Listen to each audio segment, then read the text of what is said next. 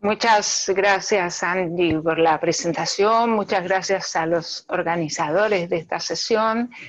Y nada, me gustaría poder contribuir, espero cumplir con las expectativas. Vamos a comentar un poco qué es cerrar el ciclo.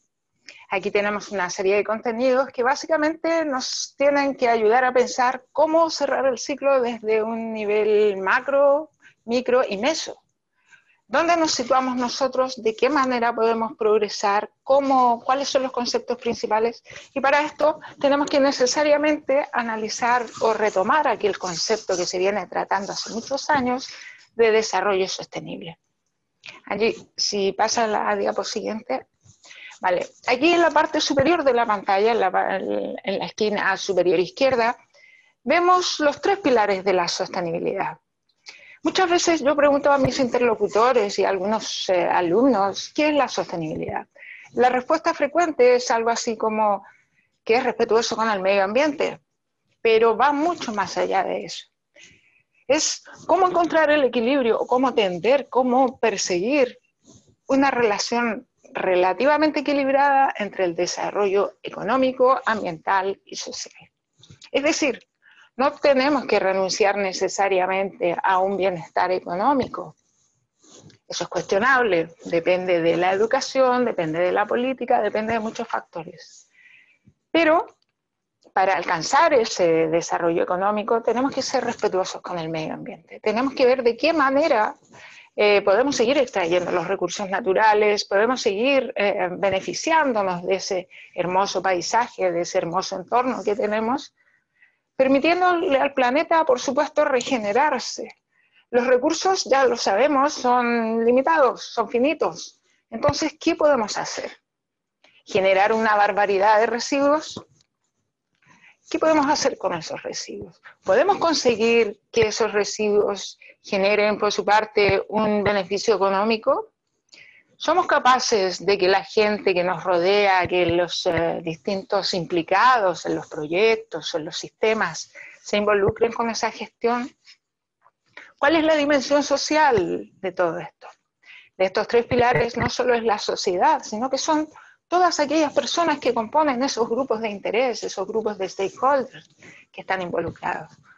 Por lo tanto, necesitamos una relación económico-ambiental viable, como se indica en la figura, en el esquema. Necesitamos una relación económico-social equitativa, lo más equitativa posible, y ambiental y social soportable, que se soporte la presión de la sociedad y del medio ambiente, que sea soportable.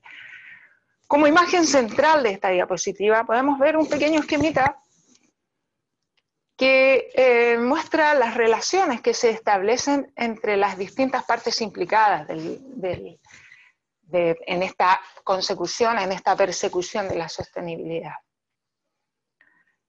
Tenemos por una parte a la sociedad, que es parte del mercado, se relaciona a través de esos intercambios económicos con la industria. Tenemos a la industria, que debe establecer una relación de coeficiencia con la naturaleza. ¿Qué quiere decir esto? Que puede extraer los materiales en la medida de lo posible, añadiendo el mayor valor a los productos y servicios que se generan de esos materiales que se extraen de la naturaleza. ¿Cómo lo podemos hacer? Añadiendo valor con el menor uso de los recursos, reitero. La administración se encarga de proteger a la naturaleza, pero al mismo tiempo regula a la industria y el mercado.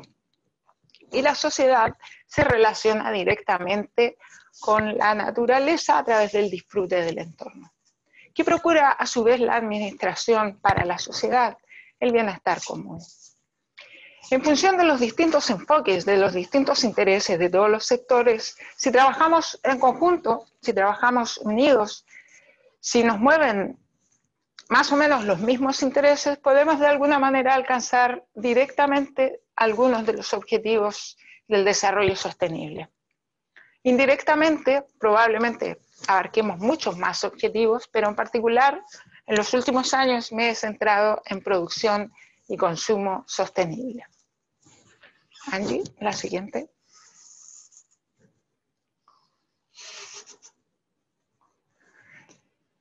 Y con esto retomamos un concepto que no es digamos que no es precisamente lo más nuevo. Con el tiempo ha ido cambiando nombre, el de economía circular. Todos sabemos que economía circular tiene que ver con cómo parecernos a los sistemas naturales, cómo aprender de los sistemas naturales. Y la famosa Fundación Helen MacArthur ha popularizado, ha difundido, ha extendido el concepto, el famoso diagrama de la mariposa. La manera más sencilla, bueno, estas son unas imágenes de un pequeño juego que tenía con mi hija y que ha servido bastante bien para explicar en qué consiste el diagrama de la mariposa y qué son los ciclos biológicos y los ciclos técnicos. ¿Cómo podemos aspirar a esta similitud con la naturaleza a través de las famosas cascadas? ¿En qué se divide? ¿Cómo lo podría explicar? Y mi hija un día, de tanto escucharme hablar de distintos conceptos, que a veces hablo con algunos amigos que me preguntan qué es eso de economía circular, ella me preguntaba qué es economía circular. ¿Cómo se lo explico a una niña de 8 años? Cogí estos Playmobil, cargamos la carretilla de verduras y fue de alguna manera explicarle que si separábamos la carretilla, todo aquello hecho por el hombre y todos aquellos productos que se obtenían de la naturaleza, podíamos intentar generar ciclos. ¿Cómo? Me preguntó ella. Claro, cuando te comes una verdura, probablemente esa verdura ha necesitado nutrientes. Esos nutrientes vienen de otros seres vivos. Podrían venir de otros seres vivos. Los residuos que se generan orgánicos podrían oxigenar y alimentar a su vez otros suelos. Fue la manera más sencilla. Por supuesto que la vida real es mucho más complejo. Hay grupos de investigación que se encargan de cómo generar cascadas de uso de los alimentos y evitar el desperdicio. ¿Cómo se pueden extraer procesos intermedios que enriquezcan el ciclo de vida biológico de los distintos productos? ¿Cómo se puede producir digestión aeróbica, biogás, etcétera? Y de esta manera damos tiempo a la naturaleza, damos tiempo al planeta de que de alguna manera se regenere. Y por supuesto podemos seguir disfrutando de todo este entorno. Y por otro lado, tenemos el ciclo de vida, los ciclos técnicos. Angie, si puede pasar. Tenemos los ciclos técnicos que tenían que ver con el ejemplo de la carretilla. Cuando diseñamos una carretilla, debemos procurar desde fases tempranas del diseño del producto, pensar en qué va a pasar no solo con los procesos. Tenemos que pensar en qué va a pasar, en qué tenemos que hacer, de qué nos tenemos que preocupar para optimizar los procesos, gestionar los residuos y en lugar de que sean residuos, cómo aprovechar esos residuos dentro del proceso de fabricación y posteriormente un buen diseño, en el caso del producto, se debe preocupar de que un producto sea bueno, sea rentable y genere una fidelización del usuario. Pero mucho más allá de eso, pasamos con este concepto de economía circular a una experiencia de uso, que es un concepto que se escapa un poco a esto. Me vuelvo al ejemplo de la carretilla. Si yo diseño una carretilla, debo pensar en que algún momento el neumático se va a estropear. ¿Puede el usuario cambiar ese neumático y seguir utilizando la carretilla? Sí, muy probablemente sí. ¿Puedo ayudar a que el usuario con el mínimo coste separe el neumático, separe las piezas y sea capaz él mismo de incorporar el repuesto? Probablemente sí, si lo pienso con antelación. ¿Qué pasa si con el tiempo se rompe la estructura de la carretilla? ¿Se puede reparar? ¿Se puede volver a soldar? ¿O la puedo diseñar de manera que sea fácilmente desmontable, transportable y cambiable? ¿Qué pasa con el recipiente? Lo mismo. ¿Puedo generar una reutilización? Si no puedo generar una reutilización, ¿puedo pasar al reciclaje? ¿Puedo reciclar los materiales e insertarlos en nuevos ciclos productivos? Y en último lugar, si ya no lo puedo reciclar más, en el caso de algunos materiales, ¿De qué manera lo puedo eliminar de forma segura? Lo más segura posible. ¿Puedo facilitar esa ruptura del material?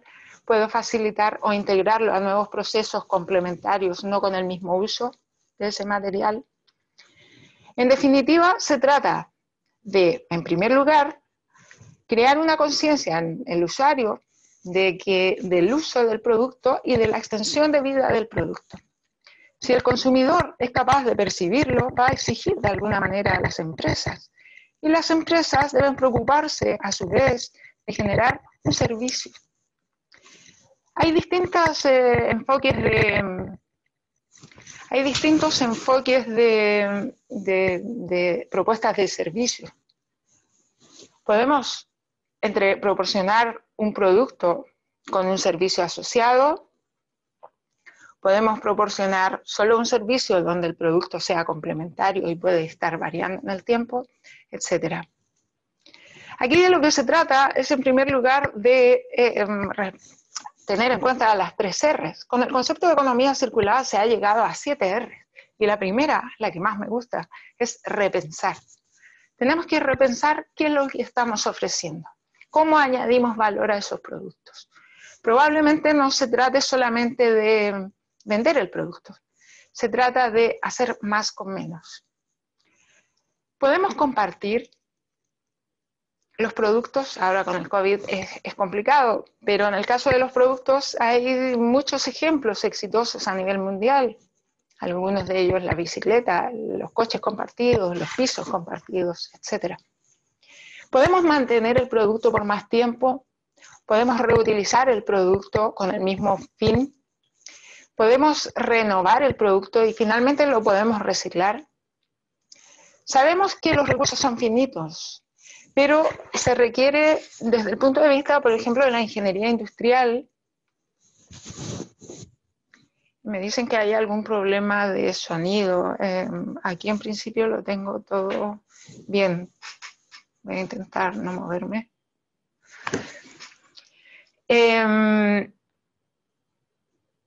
Podemos, desde el punto de vista del diseño industrial, por ejemplo, de la ingeniería en diseño, es muy importante que desde etapas tempranas del desarrollo del producto nosotros nos planteemos cuáles van a ser los escenarios de fin de vida para aprovechar estos sistemas.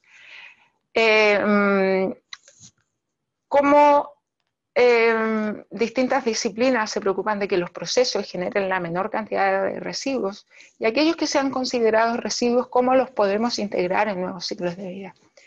Y por aquí surge el concepto de simbiosis industrial que vamos a hablar a continuación. Es muy importante también que los negocios, los modelos de negocios sean replanteados atendiendo a la situación actual. ¿Voy a seguir eternamente produciendo productos? ¿Cómo me puedo adaptar a estos nuevos escenarios que requieren cerrar el ciclo? ¿Cómo desde mi disciplina soy capaz de cerrar ese ciclo? ¿Lo tengo que hacer yo únicamente como directivo de una empresa? ¿Cómo puedo conseguir el interés de otros directivos para que colaboremos? ¿De qué manera la administración puede propiciar esas instancias?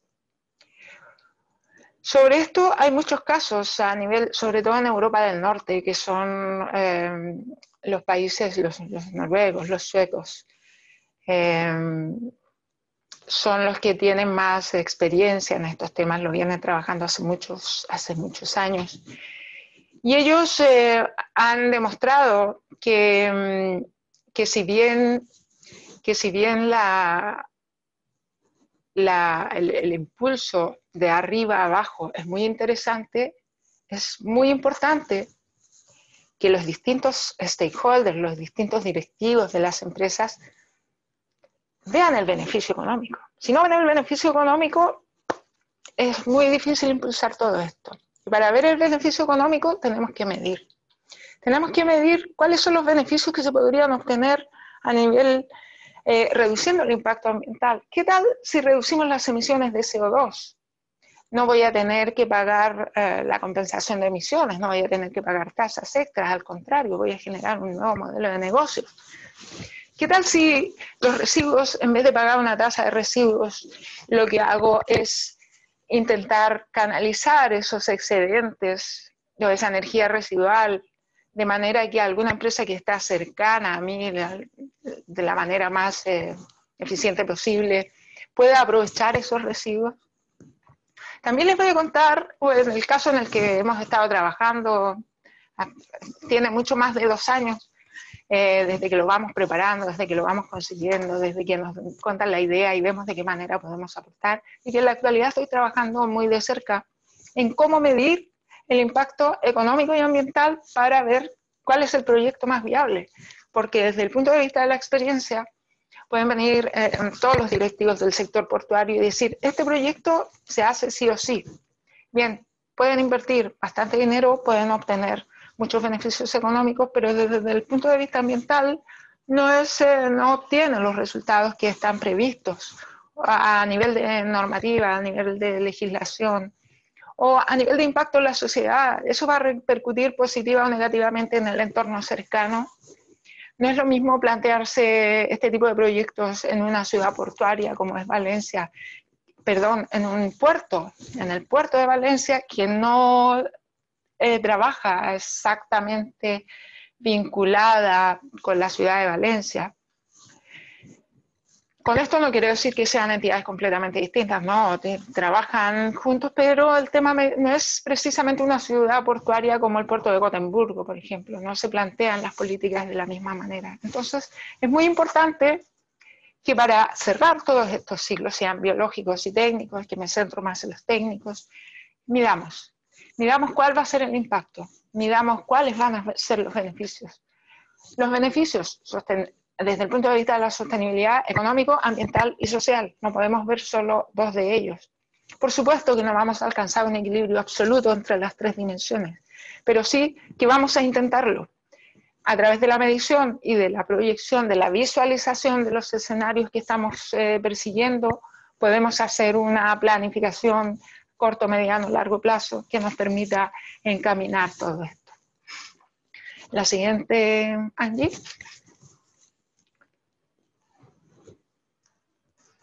Aquí tenemos, antes de contarles el caso de Valencia, más o menos rápidamente lo que hicimos, es un artículo bastante interesante que me sirve para graficar lo que ya hemos, constatado, lo que hemos verificado con la experiencia de empresas portuarias. ¿Cuáles son los factores que impulsan a las empresas a adoptar simbiosis industrial? Factores que ayudan a que las empresas acepten o aprovechen los residuos de materiales, energía, capacidades a lo mejor de una empresa y los inserten en sus procesos productivos, en sus ofertas, en su transformación, etc. En primer lugar, la reducción de los costes de la compañía por la obtención de recursos, sea energía, recursos materiales, agua, etc. Un ahorro considerable. La reducción de los residuos que la compañía genera. Porque ya no son residuos, son materiales secundarios, son submateriales o como les queramos llamar. En el fondo se están insertando en un nuevo ciclo de vida y ya no es residuo. Y con esto, por supuesto, se cumplen varios objetivos. Crear nuevas áreas de ingresos, crear nuevos ingresos, claro, si el residuo lo comercializo, creo una fuente de ingresos en lugar de tener que pagar un impuesto. Construir nuevas relaciones con otras compañías, esto es muy interesante porque muchas veces compañías que están muy cerca no se han comunicado, se ven como competencia, se relacionan en determinadas circunstancias, pero las relaciones estrechas se establecen hablando de estos temas. Si queremos trabajar en esto, nos sentamos a hablar de estos temas. Y otras muchas. Ahí he puesto la fuente, una pequeña captura de la fuente, por si alguien tiene más interés. Y luego indica cuáles son las barreras de la implementación de la simbiosis industrial. Riesgo e incertidumbre para identificar las dificultades del coste-beneficio. Es decir, no ven claramente cuáles son los beneficios y las inversiones que se tienen que realizar antes de realizar la inversión. Por eso es que, repito, es muy importante medir. Lo podemos visualizar de buena manera, en plan, voy a contribuir, vamos a crecer, pero para buscar ese equilibrio es muy importante medir, analizar el escenario antes de asumir los riesgos, por supuesto. La falta de tiempo, eso es más una... porque no se visualizan los beneficios. Si yo tengo claro cuál es el beneficio que voy a obtener cuantitativamente, por supuesto que voy a invertir en tiempo. Voy a dedicar tiempo, voy a separar tiempo, voy a asignar recursos para que analicen la situación. Logística. El alto coste de transporte y sitios de producción en función de lo que estemos hablando, etcétera. Aquí tenemos también la falta de capacidad técnica. Por supuesto que muchas empresas dicen no tengo conocimientos, no puedo invertir en este tipo de iniciativas, así que lo voy a postergar, lo voy a dejar para más adelante.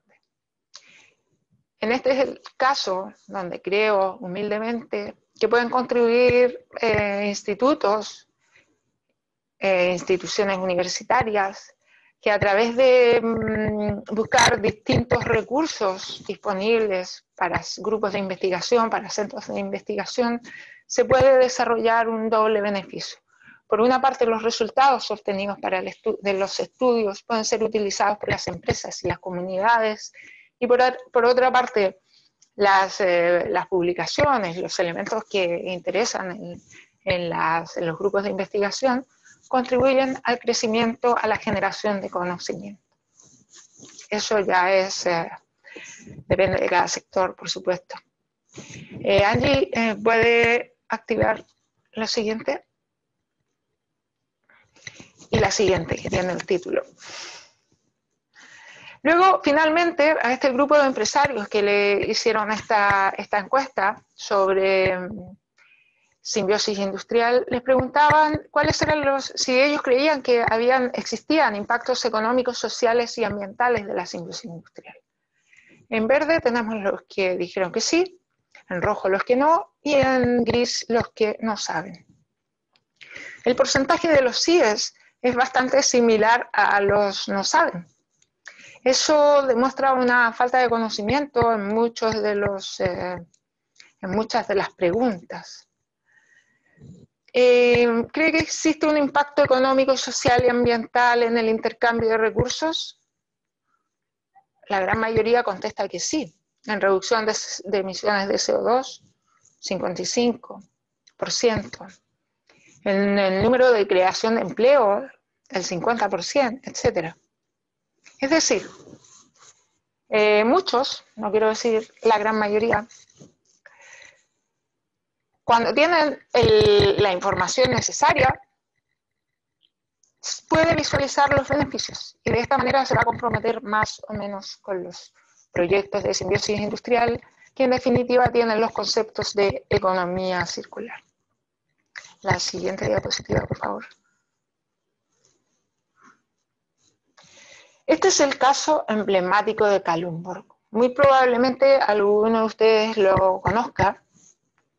Y creo que es uno de los mejores ejemplos para graficar cómo ha ido evolucionando la simbiosis industrial en este distrito danés. A finales de los 60, si vemos la imagen superior izquierda, a finales de los 60, dos empresas se dieron cuenta de que podían establecer una red de tuberías y hacer un pequeño intercambio de materiales. Y dos empresas estaban atentas a las relaciones que se establecían para incorporarse en un futuro y participar en esta iniciativa que permitía generar una reducción de residuos e intercambiar materiales y energía. Por los 70, 80 ya eran muchas más empresas las que estaban implicadas en este proyecto, que es la imagen central superior. Por los 80,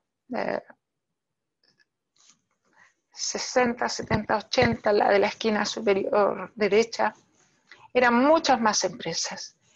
Y en el 2010 tenemos la imagen inferior derecha.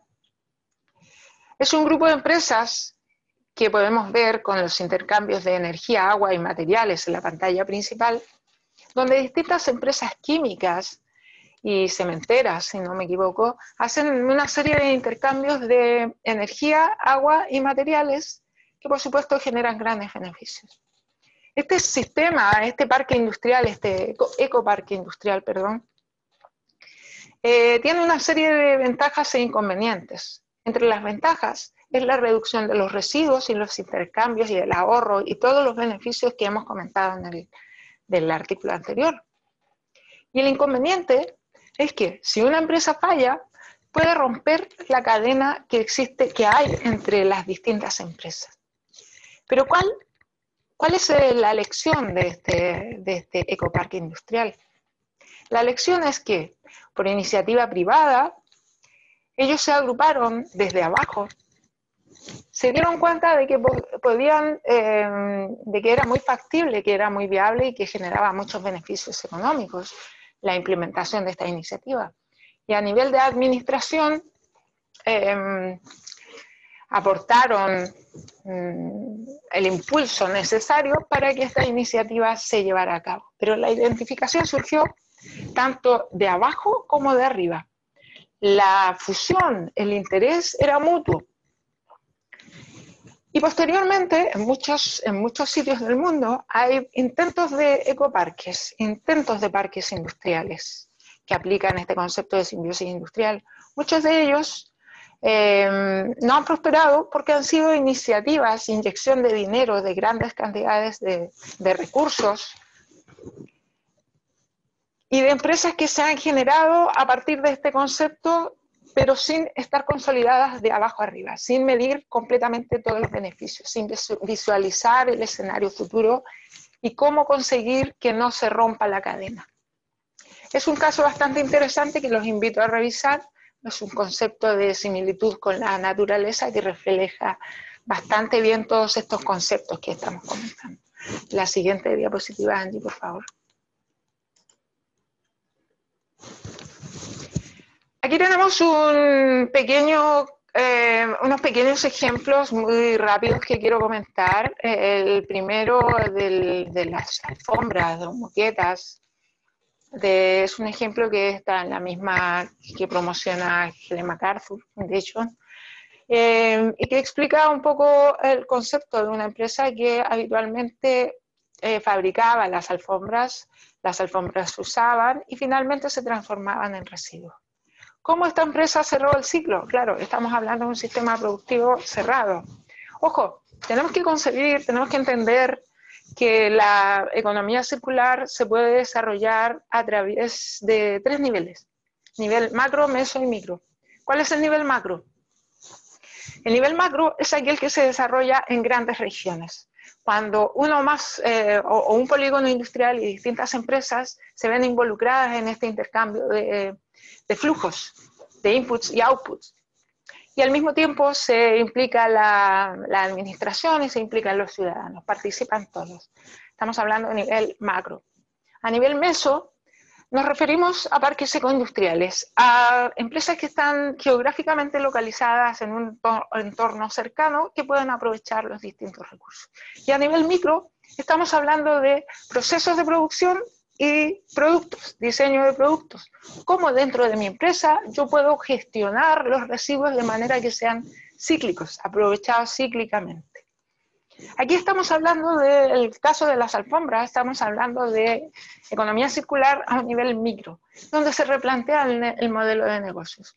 No solo se están aprovechando el flujo continuo de los materiales para refabricar nuevas alfombras, sino que muy probablemente se oferten otros servicios complementarios.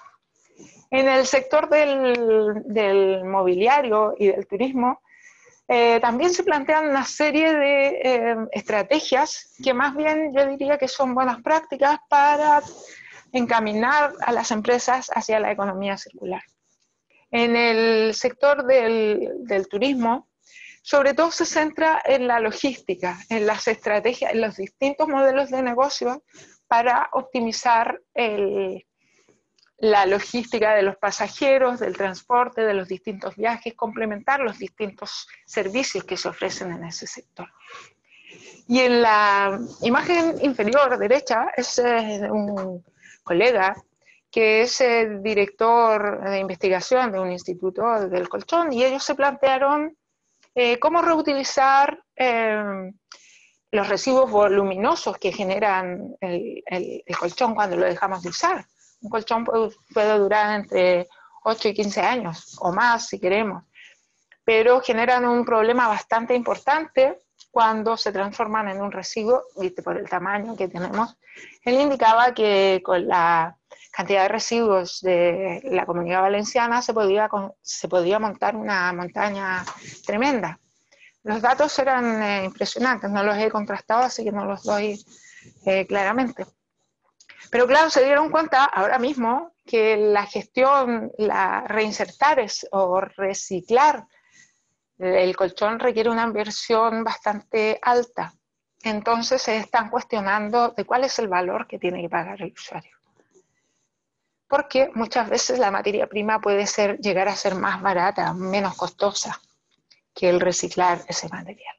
En fin, se plantean una serie de interrogantes que hay que ir probando de manera rápida.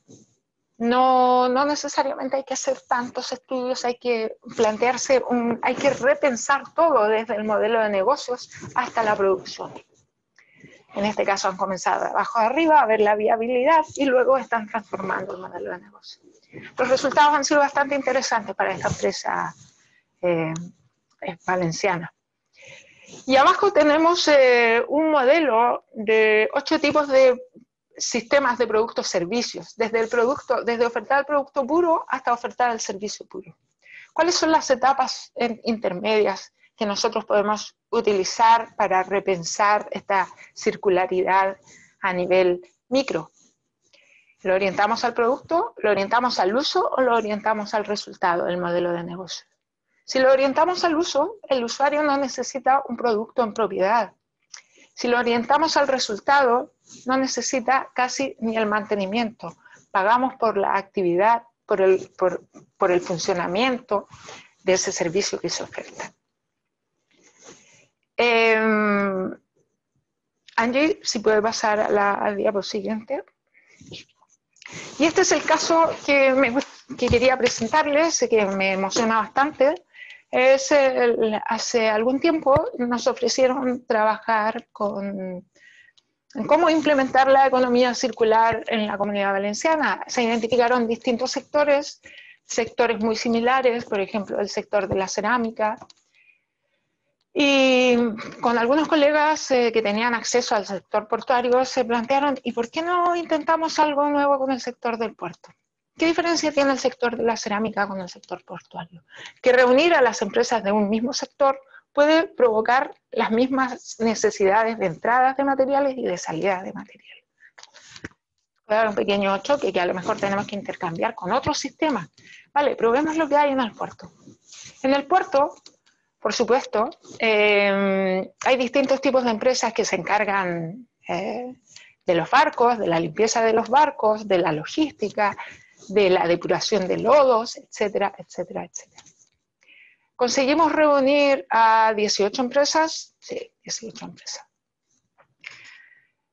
Conseguimos reunir a los directivos de esas empresas, a gente que tenía un cierto grado de influencia, y conseguimos, a través del apoyo de unos ingleses, de un equipo inglés de expertos, aplicar una metodología que ellos tenían registrada, que era bastante sencilla.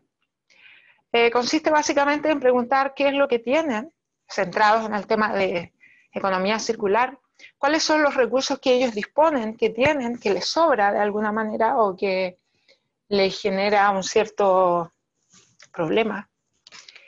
¿Y cuáles son las cosas que a ellos le pueden servir? En un comienzo de este workshop, fue que no entendían bien el concepto. Y empezamos a preguntar, vale, tú tienes muchos neumáticos. ¿Qué haces con esos neumáticos? Hay un gestor de neumáticos que se los lleva, los gestionamos, vale. Y alguien dijo, yo necesito neumáticos, necesito hacer algo con esos neumáticos. Me interesaría frenar, proteger o diseñar algo con neumáticos para frenar algunos barcos, pequeñas embarcaciones. Claro, a lo mejor no está pensando, o quien lo pidió, está pensando en los neumáticos, pero nosotros automáticamente estamos pensando en algún material de rediseño que aproveche esos materiales con un nuevo objetivo. Vale. Hubo quienes decían que en el puerto se gestionaban los residuos de agua con petróleo, lodos, y hay una empresa encargada de la gestión de residuos que lo que hace es llenar grandes cubas, grandes contenedores y transportarlas hasta su planta y gestionarla. Separar el agua de esos hidrocarburos y reinsertarlos comercializarlos como otro tipo de gasoil, de petróleo, de un subproducto. Luego, dentro de todo esto, además de esos ejemplos concretos, identificamos que en gran medida las empresas participantes, la gran mayoría tenían una gran cantidad de bienes que no estaban aprovechados. Por ejemplo, básculas, tractores o frigoríficos grandes para conservar los alimentos que se traían en embarcaciones, que no les estaban dando un uso. Laboratorios, espacios, capacidades, competencias. Y al escuchar todo lo que tenían, lo que empezaron a comentar, había empresas que decían, pues mira, yo suelo cada cierto tiempo llevar en camión X productos para usar esa báscula a gran escala. Y tú estás al lado mío, no necesito usar un camión ni tantos kilómetros. Hay un ahorro considerable de transporte. Vale, eso fueron pequeñas conexiones, acuerdos comerciales que se lograron sobre la mesa. Pero luego están los otros, como el que podemos ver que les estaba comentando, que es una de las iniciativas que generaba bastante ilusión. ¿Cómo gestionar, cómo evitar el traslado en camiones, en cubas, desde alrededor de 600 metros o 1 kilómetro, desde el puerto mismo, hasta de la gestión de residuos, hasta las distintas estaciones de tratamiento? Entonces, estamos valorando en la actualidad cuál es el impacto que podría tener la iniciativa, el proyecto, a través de una instalación de pequeñas tuberías con algo así como mecanismos que permitan pasar los líquidos, los fluidos en una dirección o en otra dirección. Esto es un caso que está bastante implementado en el norte, en Suecia, sobre todo, pero tenemos que valorarlo para este contexto. Tenemos que ver el valor de la inversión, el valor de del proyecto y ver el impacto del análisis del ciclo de vida, ver cuál es el impacto ambiental de todo esto, qué es lo que reducimos en emisiones de CO2, en contaminación, etc.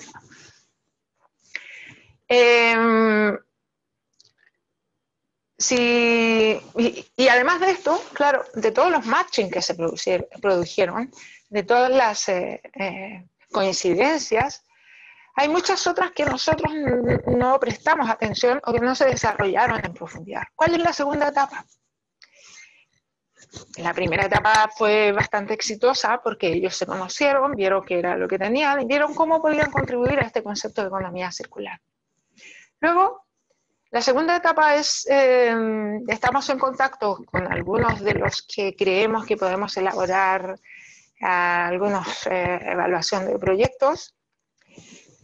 Estamos esbozando el tipo de proyecto y ellos tienen que decirnos cómo lo harían, cuál es la inversión disponible, cuál sería el coste.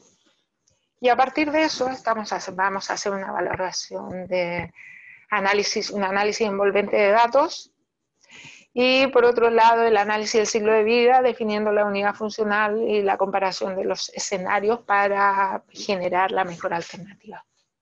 A partir de esa valoración de los distintos proyectos que vemos viables, que vamos a determinar de entre todos los que resultaron de esta primera etapa, alrededor de 10 que se puedan desarrollar en el plazo de 1 año y medio, y vamos a jerarquizar aquellos proyectos que en función del impacto económico y ambiental. Para eso estamos desarrollando el actual proyecto y en un futuro la idea es continuar los proyectos. Tenemos un grupo de investigación que es bastante grande, comenzamos con este piloto y en función de los interesados en el sector portuario y del impacto que pueda tener la comunidad, pretendemos seguir elaborando este tipo de iniciativas. Vamos a jerarquizar de los resultados principales y conseguimos recursos para la elaboración del proyecto y por supuesto a nivel de empresas tienen que generar una parte de la inversión y el gobierno otra parte de inversión, pero eso es un proyecto ya más largo. En este mismo momento estamos midiendo cuál es el impacto que podría tener desde el punto de vista económico y ambiental. El siguiente, por favor. Aquí tengo algunos casos a nivel de modelos de negocio que se centran sobre todo en la economía circular a nivel micro. El caso más que causa más fácil de entender, más rápido, es el de las bicicletas en Ámsterdam, donde si no, que hay un uso masivo, se hace un uso masivo de las bicicletas y por supuesto hay un gran cementerio de bicicletas. Un grupo de emprendedores lo que hizo fue explorar esos residuos y ver y vender la customización de la bicicleta, o sea, ir un poco más allá. Generalmente el marco de la bicicleta está en perfecto estado cuando acabamos la vida útil de la bicicleta. Se estropea la cámara, se estropea la rueda, se puede romper el sillín, se puede romper el manubrio, como le llamemos. Los frenos los podemos cambiar o simplemente nos puede aburrir la bicicleta. ¿Y qué tal si customizamos la bicicleta? Y cuando me canse la bicicleta en 1 o 2 años, la cambio. ¿Qué tal si la personalizo un poquito más? Hay bastante gente que disfruta del paseo en bicicleta, me incluyo. Y en este tipo de ciudades es amigable, es muy bonito desplazarse en bicicleta, está todo preparado, hay mucha cultura de bicicleta. Entonces, este es un modelo de negocios que lo que hace es extender, reutiliza las distintas partes, no el producto completo, las distintas partes para reinsertarlas en un nuevo ciclo de vida. Por lo tanto, se extiende la vida útil del producto y por lo tanto se evita tener que extraer materia prima virgen para fabricar nuevas bicicletas. Esto es muy importante que el consumidor cambie su mentalidad. Por supuesto, eso es más complicado. Nosotros trabajamos a nivel de productos, procesos, sistemas, porque hay una motivación netamente económica. Pero si lo pensamos bien, hay una repercusión en el bolsillo de cada usuario. Bien, aquí tenemos varios ejemplos. Me están indicando que me queda poco tiempo. Aquí tenemos varios ejemplos que los invito a revisar. El Too Good To Go para evitar el desperdicio alimentario. Diga, ¿cómo extender la vida útil de la ropa, del vestuario de los bebés que crecen tan rápido? Esto para mí fue un descubrimiento. Los niños crecen tan rápido y se compra tanta ropa y probablemente se queda un montón de ropa sin usar. Esta es la solución, que extiende la vida útil de la ropita, de los textiles. Aquí tenemos otro caso, el de los zapatos que crecen con el niño. Es una obra social, ambiental, que se centra en el ecodiseño, que tiene todo un concepto, como les decía, social, o sea, una gran repercusión que toca, llega, y además es muy útil desde el punto de vista ambiental. Se reciclan los materiales, se rediseñan, se vuelven a pensar, y los cascos para los chicos más jóvenes que se pueden personalizar, se pueden customizar y uno paga por el servicio. La siguiente diapositiva, por favor. La verdad es que con estos temas yo me puedo explayar mucho rato y lamento si he ido muy rápido en algún momento, pero lo que les decía en un principio, estos conceptos son bastante antiguos. El de simbiosis industrial, el de respetar el planeta, el de concebir cómo cerrar el ciclo, observar la naturaleza, son conceptos que vienen de hace muchos años. Uno de ellos es el ecodiseño.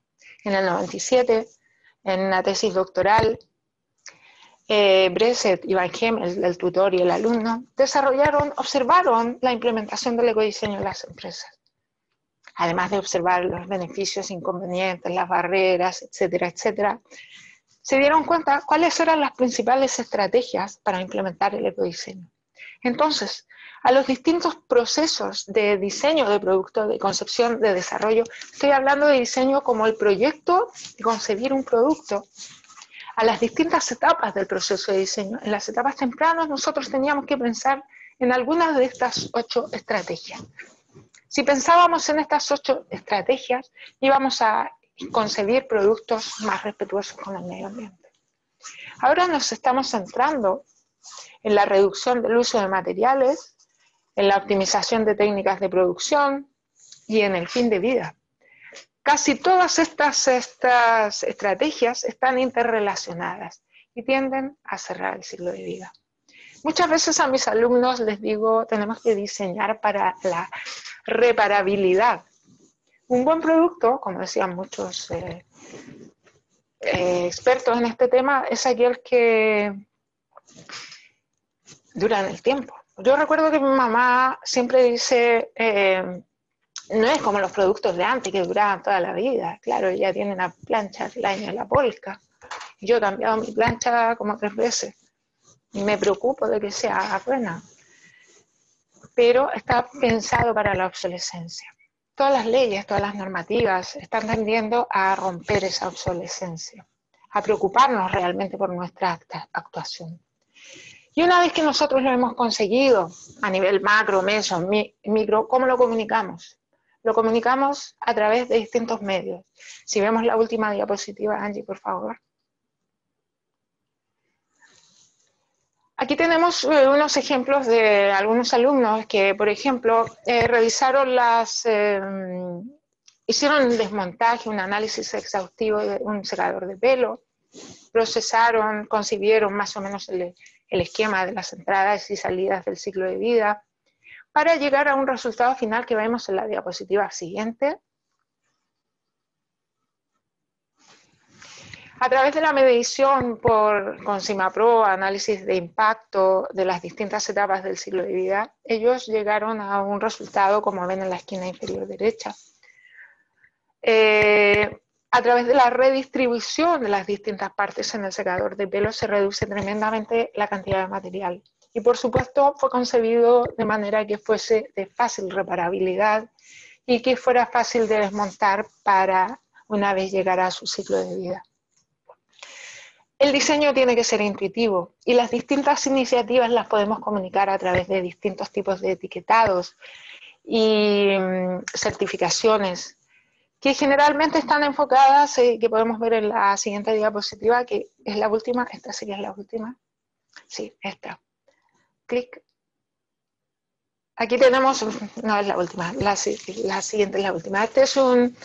Tenemos algunos resultados del Eurobarómetro de este año, publicado este año, que más que sea representativo de la Comunidad Europea, yo creo que es representativo de muchos sectores, de muchos países, de muchas sociedades. Estamos todos preocupados por el medio ambiente. A lo que voy con esto, estamos todos preocupados por el cambio climático, por el crecimiento de la cantidad de residuos, por cómo los residuos terminan en el mar, por cómo está afectando mi comportamiento al medio ambiente. Y si hacemos doble clic allí,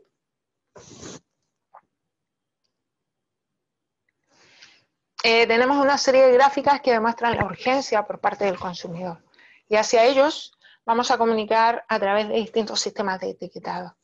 Ahora llego a la última. Estoy preocupada por el tiempo. ¿Podemos pasar a la siguiente? Vale, aquí.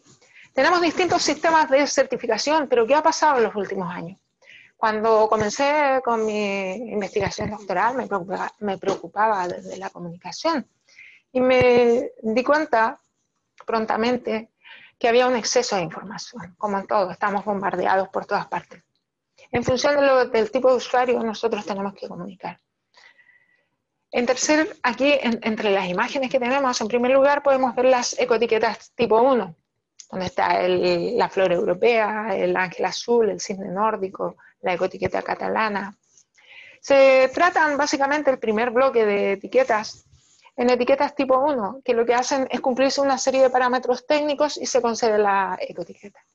De esta manera nosotros garantizamos que nuestro producto, lo que estamos ofreciendo cumple con esos requerimientos técnicos. Las etiquetas que están en segundo lugar, un señor tirando un papel a la basura, son declaraciones ambientales, autodeclaraciones que se llaman. Yo, fabricante, señora Bélgica Pacheco, le digo que mi producto es bueno. Y tengo la obligación de demostrarlo en caso de que me lo pregunten, pero no es garantía de nada. Que un producto no dañe la capa de ozono, ¿qué quiere decir exactamente? Lo podemos deducir, pero no lo demuestra. Y en tercer lugar, vemos las declaraciones ambientales de productos, que suelen ser certificaciones de unas cuantas páginas, donde un grupo de productores establece los requisitos medios que se deben cumplir, una media de mercado, que más o menos todos cumplen, para demostrar los beneficios ambientales de su producto. Generalmente este tipo de certificaciones las revisan expertos y suele ser utilizada a nivel de empresas, el mecanismo business to business, o bien puede ser información utilizada por la compra pública. Antes hablábamos de compra pública verde, que se incorporan en los criterios de compra del Estado, de instituciones públicas, una serie de parámetros que son favorables al medio ambiente. Ahora se habla más de la compra pública circular. Además de esos parámetros medioambientales, nos preocupamos por el fin de vida. Y para eso, para competir, para acceder a ese tipo de licitaciones, es muy importante que las empresas sean capaces de cerrar el ciclo.